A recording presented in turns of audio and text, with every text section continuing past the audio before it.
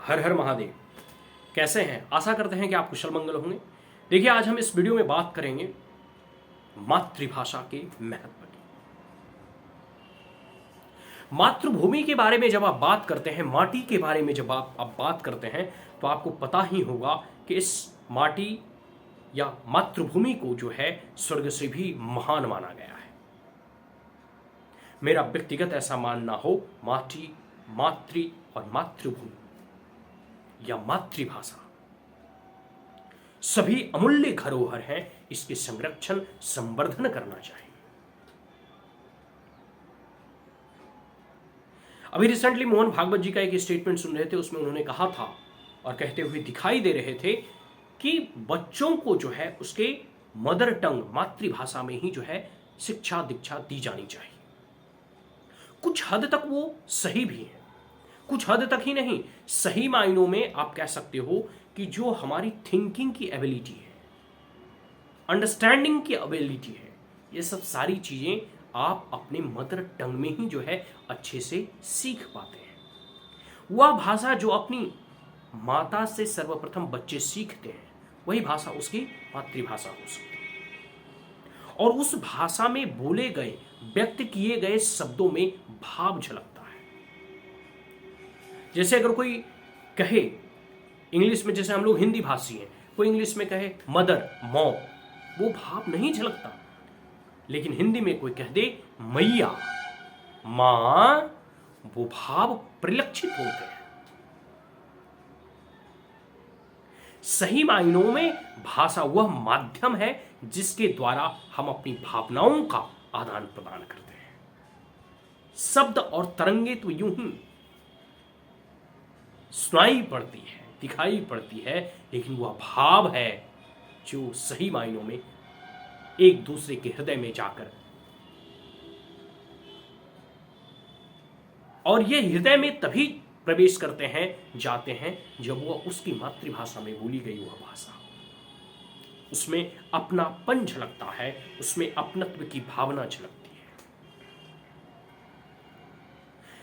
National education policy 2020 आपको इसमें भी पता होगा कि नई शिक्षा नीति में भी 3 लैंग्वेज फॉर्मूला को लाया गया। जो भी प्राइमरी एजुकेशन है, प्राथमिक शिक्षा की जो व्यवस्था है, उसमें भी मातृभाषा पर जो है बल दिए गए कि बच्चों को मातृभाषा में पहले शिक्षा दीक्षा दी जानी चाहिए। स्वाभाविक सी बात है कि हमारी जो कल्पना की शक्ति है, हमारी जो स्मरण शक्ति है, हमारी जो बौद्धिक शक्ति है, हमारी जो बोलने की कला है, ये सभी की सभी मातृभाषा में एकदम उत्कृष्ट, और एक प्रकार से आप कह सकते हैं कि आप सही मायनों में अपनी भावनाओं का आदान प्रदान अपनी मातृभाषा में ही कर सकते हैं। तो मातृभाषा का ज्ञान होना और इसी में ज्ञान का जो है सृजन कहो या एक प्रकार से कह सकते हो प्रचार प्रसार को होना चाहिए।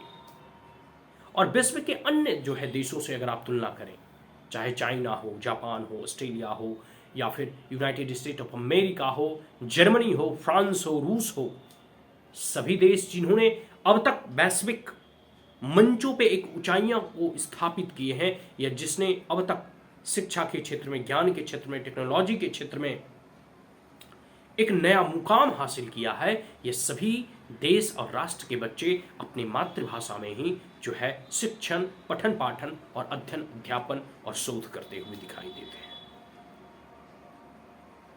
यह बात जरूर है कि आपको अगर दूसरी भाषाओं का ज्ञान है तो सीखिए। आप फ्रेंच सीखिए, आप पुर्तगीज सीखिए, डच सीखिए, अंग्रेजी सीखिए, आपको जो अच्छा लगता हो सीखिए। क्योंकि आपको अगर कई अन्य भाषाओं का ज्ञान होगा तो आपको जो है कह सकते हो कि अन्य जगह के साहित्य, अन्य जगह की कल्चर, संस्कृति को भी समझने में आसानी हो। लेकिन अपनी जो मूल भाषा है, जो आपका जड़ है, जो आपका रूट है, उसको आप कभी नहीं छोड़ें। क्योंकि किसी भी वृक्ष का, किसी भी समाज का, किसी भी राष्ट्र का रूट के बिना सूट की कल्पना नहीं की जा सकती।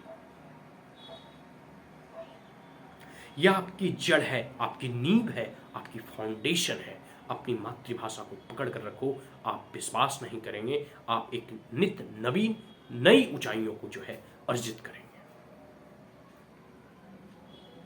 और मैं फिर एक बार कहता हूं चाहे मोहन भागवत हो या नई शिक्षा नीति हो या अन्य जितने भी ऐसे देश आप जो है कह सकते उदाहरण के तौर पे आप देखेंगे वैश्विक मंच पर, तब आप पाएंगे कि भाषा का उस देश के विकास में एक अहम योगदान रहा है। भाषा आपकी संस्कृति को परिलक्षित करती है, भाषा आपकी चेतना को दिखाती है, भाषा आपके मनोभाव को प्रदर्शित करती है, भाषा आपकी भावनाओं का आदान प्रदान का सबसे उत्तम और अच्छा माध्यम है। तो जो हिंदी भाषी है हिंदी बोले, जो उड़िया है उड़िया बोले, जो बंगाली है बंगाली बोले। 22 भाषाओं को तो भारत के संविधान में मान्यता मिला है। जो तमिल है तमिल बोले, जो कन्नड़ है कन्नड़ बोले। किसी भी परिस्थिति में अपनी मूल भाषाओं का आदर और सम्मान करना सीखे और जहां जरूरत हो वह अपने भाषा में ही जो है कह सकते हैं कि उसका प्रयोग करें, और जहां लग रहा हो कि नहीं कोई अदर जैसे नेशन के लोग हैं वहां इंग्लिश बोले, कोई बात नहीं लेकिन जहां तक हो सके अगर काम चल रहा है तो अपनी भाषा का ही प्रयोग करें। हमें लगता है वह सबसे अच्छा माध्यम है, सबसे उत्कृष्ट माध्यम है, जहां आप अपनी बातों को अपनी पक्षों को पूरी दमखम के साथ रख सकते हैं। आज के लिए इतना ही, ठीक है। आशा करता हूं कि यह वीडियो आपको अच्छा लगा हो तो हमारे चैनल को लाइक और सब्सक्राइब करना ना भूलें और प्रेस द बेल आइकन। जय हिंद, हर हर महादेव।